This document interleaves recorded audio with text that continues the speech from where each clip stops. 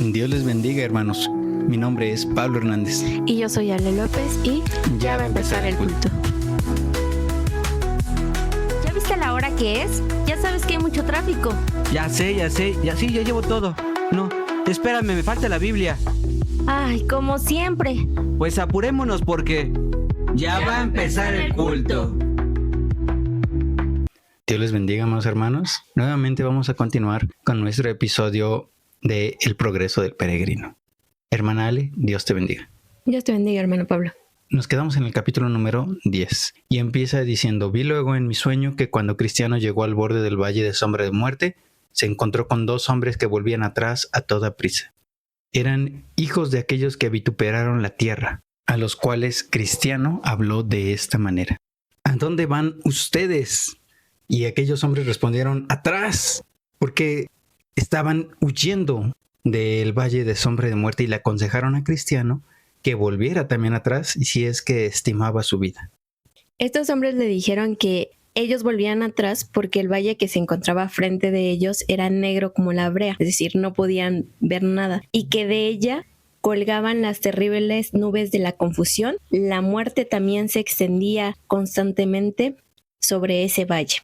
En una palabra, todo era horrible y caótico en ese lugar. Pero mi versión dice algo muy importante, que este valle de sombra y de muerte estaba en medio del camino a la ciudad celestial. Es decir, no se podía evitar este camino, sino que tenían que pasarlo para que Cristiano pudiera llegar a la ciudad celestial. ¿Qué es lo que nosotros pensamos cuando vislumbramos un problema que es grande a futuro? Que es necesario pasar por ese valle de sombra de muerte. Es decir, ¿qué es lo que nosotros pensamos cuando decimos: es que tengo que pasar por esta prueba para crecer?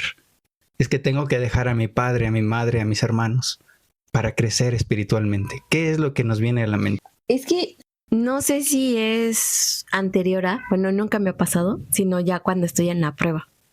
O sea, cuando ya estoy viendo la magnitud de la prueba, es cuando la verdad sí llega el punto de decir, como lo dijo Cristiano, sigo y sé que me va a doler.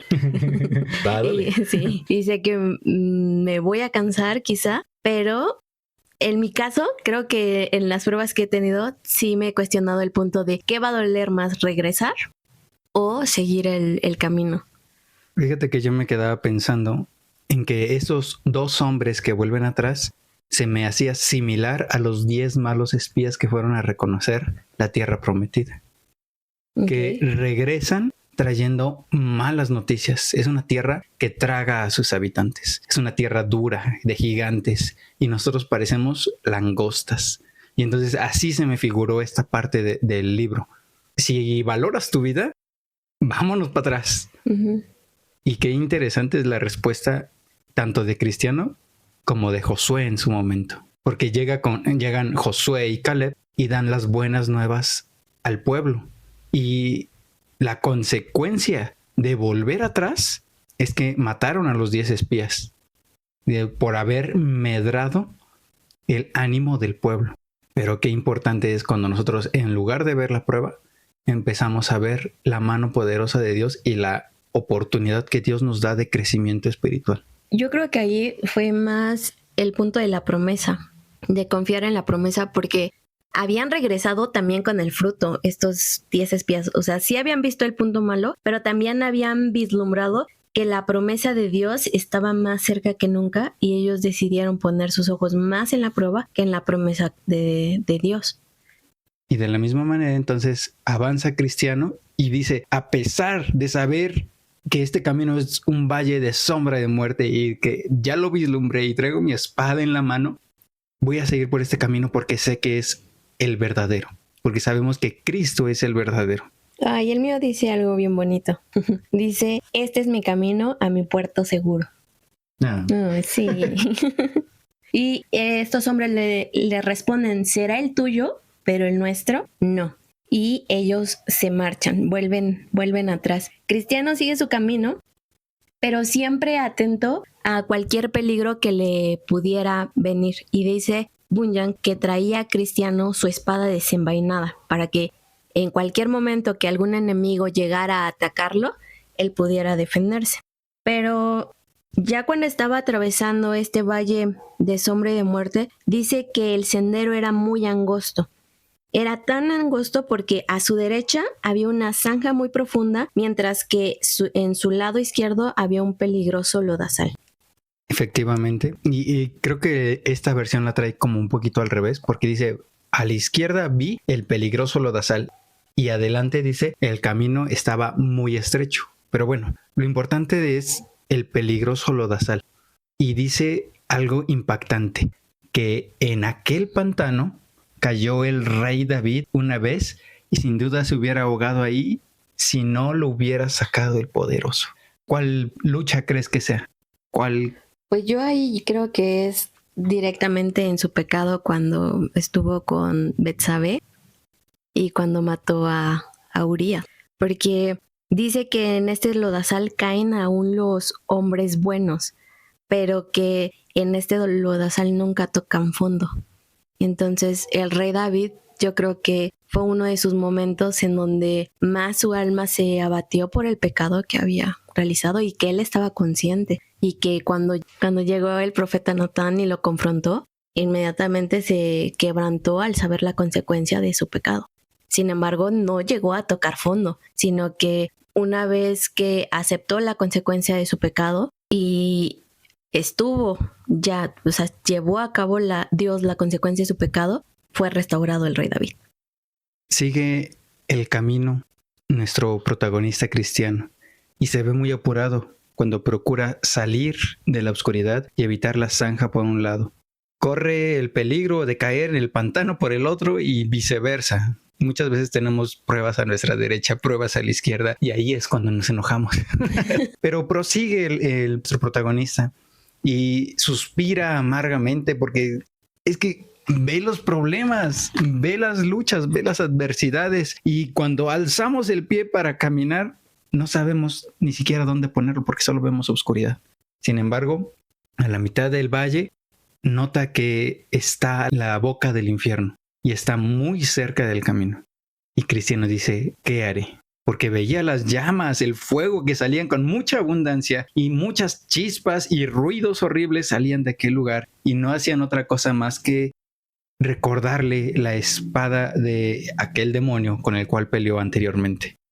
Sin embargo, en este momento, este cristiano se da cuenta que con su espada desenvainada no puede atacar lo que está a su alrededor porque no lo ve propiamente. Entonces dice Bunyan que Cristiano, al ver todo este contexto que acabas de dar, se ve obligado a envainar su espada y tomar el arma de la oración. Qué tremenda es esta reflexión, porque la espada es la palabra de Dios. Uh-huh. Nos lo dice Efesios 6. Pero la oración es otra arma poderosa que nosotros tenemos.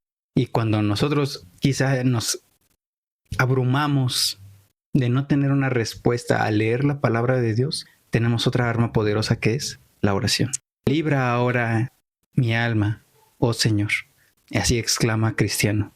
Y de esta manera sigue por mucho tiempo por su camino. Las llamas de vez en cuando llegaron hasta donde él estaba y también oye las voces dolorosas que corren por todas partes, tanto que a veces creía que iba a ser despedazado o pisoteado como lodo de las calles. Estos horribles ruidos y este terrible espectáculo le siguen por muchos kilómetros y cuando llega a cierto lugar le pareció que venía hacia él una compañía de espíritus malignos. Se detuvo Cristiano a pensar qué iba a hacer ante tales enemigos.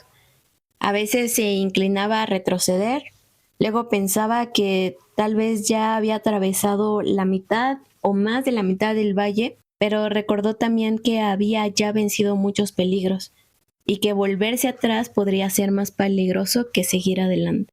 Por lo que entonces Cristiano decide seguir. Es lo que comentabas, ¿no? ¿Qué si dejo todo lo que ya he peleado con las cosas espirituales? No con las cosas materiales, porque las cosas materiales, las que se ven, son temporales. Pero todas las cosas espirituales que ya hemos peleado ¿las dejaríamos atrás nada más por un capricho humano? ¿Por temor?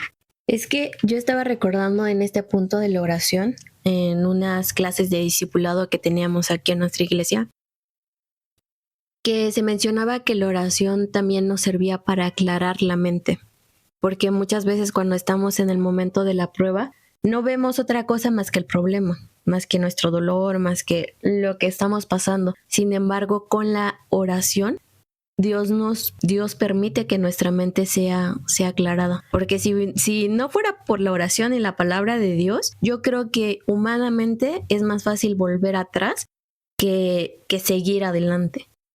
Ahora bien, continúa Cristiano este camino y cuando resuelve seguir, aparecen unos demonios que parecían acercarse cada vez más y más a donde él estaba.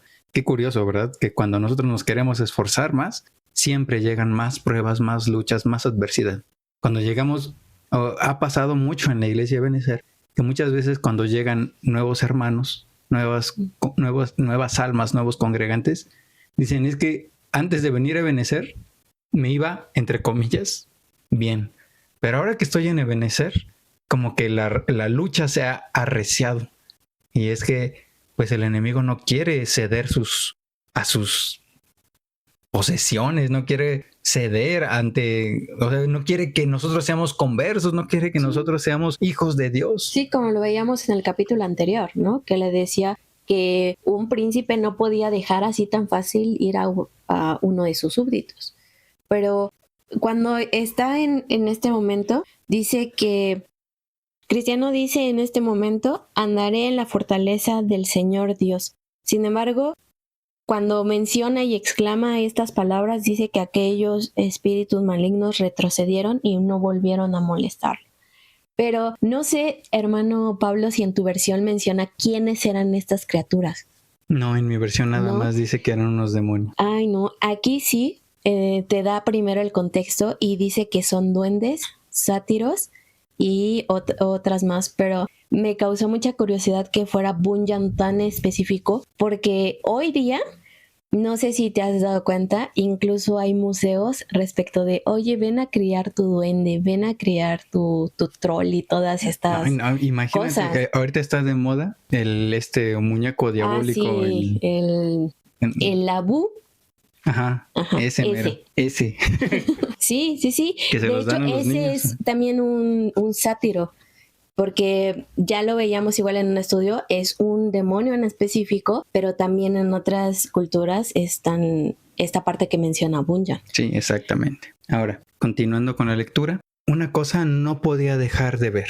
Notó Bunyan que ahora estaba tan confundido el pobre cristiano que ya no conocía su propia voz. Uh-huh. Él estaba recitando estas palabras, andaré en la fortaleza del Señor. Pero llega un momento en la prueba, en la lucha, en el valle de sombra de muerte, que ya no reconoce su propia voz, debido a que cuando llega a la mera boca del abismo, uno de los malvados se le acerca por detrás suavemente y en voz baja habla a sus oídos muchas blasfemias. Sí, ese no solo me recordó a otro libro, sin embargo, me recordó incluso a nuestra propia vida, porque imagínate cuánta puede ser la influencia demoníaca en este mundo, que en medio de la prueba, Dios puede permitir que el enemigo se te acerque hasta un punto. Esta prueba, no para que nosotros caigamos, sino para que también en medio de todas estas voces que el mundo nos puede decir, que incluso nuestra carne nos puede estar diciendo, escuchemos más la voz de Dios. Ahora bien, quiero comentarlo claramente. No estamos exentos de escuchar groserías en el mundo. En nuestro trabajo, nuestros compañeros de clases, nuestros compañeros o en el transporte o en donde vayamos. Esta es una forma indirecta de escuchar quizá estas groserías. Pero hay un ataque personal que el enemigo siempre tiene para nosotros y que nosotros debemos estar con mucho cuidado. Porque no somos del mundo, pero estamos en el mundo. Entonces hay que tener nada más la prudencia, quizá, el resistir, la resiliencia para poder estar en los brazos de nuestro Señor. Sí, pero, o sea, imagínate, Cristiano ya llevaba un camino recorrido. Sí. No era nuevo tampoco en ataque del enemigo. Sin embargo, ¿en qué punto se encontraba Cristiano que ya no distinguía? O sea, ya era tanta la influencia, y creo que pasa mucho cuando, incluso en la familia, ¿no? Te porque no está diciendo cualquier influencia, estaban diciendo blasfemias en contra de Dios. Y muchas veces alrededor nuestro escuchamos muchas blasfemias en contra de Dios de ¿por qué vas todo el día al templo? ¿Por qué crees en ese Dios? Y si ya estamos en el siglo XXI, solo vas a perder el tiempo. Cosas que día a día las puedes estar escuchando, son ataques directos que en algún punto empiezas a decir, ¿y si es cierto? Ahora, esto tiene un impacto tremendo, lo que dice la siguiente parte de la lectura del libro, porque dice que estas blasfemias le afligieron mucho a Cristiano, mucho más de lo que había experimentado antes. Pero ahora él creía que esas palabras pudieran haber salido de su propio corazón, de su propia mente. Uh-huh. ¿De verdad estamos en el verdadero? ¿De verdad es el camino que Cristo ha mandado? O sea, De verdad Dios escucha mis oraciones porque estoy en medio de la prueba. Exactamente, o sea, en el trabajo, ¿no? Señor, no me mandas clientes. Señor, no me suben el sueldo. Señor, la escuela, Señor. Y entonces nosotros llegamos a un punto en que quizá llegamos a pensar que nosotros blasfemamos en el nombre precioso del Señor y que sí es una influencia demoníaca. Uh-huh. Sí. Entonces, a eso quizá yo quería llegar más. Voy a cortar y voy a poner esta parte mejor. Oye. Al seguir caminando desconsolado por un tiempo, le pareció oír una voz que decía: aunque ande en valle de sombra de muerte, no temeré mal alguno, porque tú estarás conmigo. Al oír esto, se alegró Cristiano por varias razones. Primero, porque de ello infirió que algún otro que temía a Dios andaba también en ese valle. Segundo, porque comprendió que Dios estaba con ellos aún en ese estado tan tenebroso y triste. Tercero, porque abrigaba la esperanza de tener un compañero más adelante. Quiero hacer un pequeño paréntesis aquí, porque hemos leído otro libro que hace referencia al valle de sombra y de muerte, que dice el otro libro: por este valle cruzó David con sus ovejas, y en este valle también se encuentra el lirio de los valles, uh-huh, que es una flor hermosa, pero que solo se da en este tipo de lugares. Qué hermoso es saber que Dios está en todas partes para con nosotros, para cuidarnos, para incluso en los lugares más irreconocibles, sí. Él nos guarda, Él nos guía. Ya se asomaba el sol, dice Bunyan. Esto fue otra misericordia para Cristiano, porque notó que si la primera parte del valle de sombra de muerte que ya había pasado era peligrosa, ahora la segunda, que todavía le faltaba para atravesar hasta llegar al final, era aún más peligrosa, porque estaba llena de trampas de toda clase de redes, pozos, algunos profundos y salientes, que si hubiera estado oscuro, ahora, como lo anduvo por la primera parte del valle, hubiera perecido totalmente. Así entonces vio mejor la zanja que estaba de un lado del lodazal y por el otro cuán angosto era el camino por entre los dos. Y ahora también los duendes, ahora sí lo menciona, los sátiros y los dragones del abismo, pero todos a grande distancia, porque con la luz no se acercan, porque Cristo Jesús es la luz. Y estás pensando en la tercera dimensión. Y sin embargo, para Cristiano fueron descubiertos según lo que está escrito. Él descubre las profundidades de las tinieblas, saca a la luz sombra de muerte. Ahora Cristiano estaba muy impresionado de verse libre de tantos peligros. Aunque antes los había temido más, ahora los veía claramente porque la luz del día los descubría. Pero ya cuando había amanecido, dijo Cristiano: Dios hace resplandecer su luz sobre mí y con su luz pasaré por la oscuridad.